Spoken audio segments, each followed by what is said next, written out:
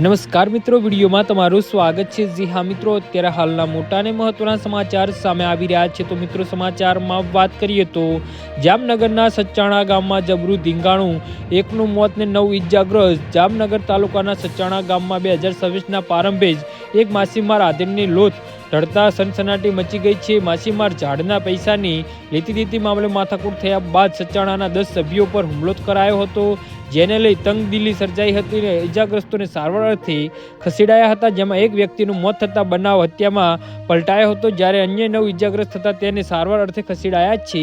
Police ઇજાગ્રસ્તને ફરિયાદના આધારે 14 આરોપીઓની સામે ગુનો નોંધી તપાસનો ચક્ર ગતિમાનો કર્યા છે।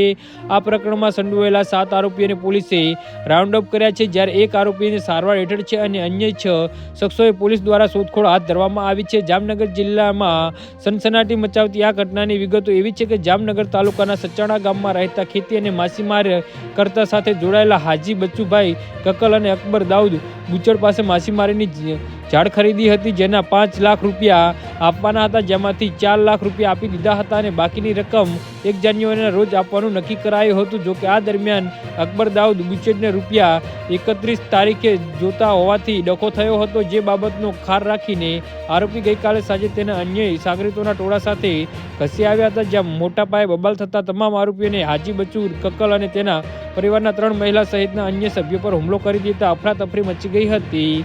જી હા મિત્રો, તો આના વિશે તમારું શું કહેવું છે તો નીચે મારી કમેન્ટ બોક્સમાં જરૂરથી જણાવજો। ધન્યવાદ।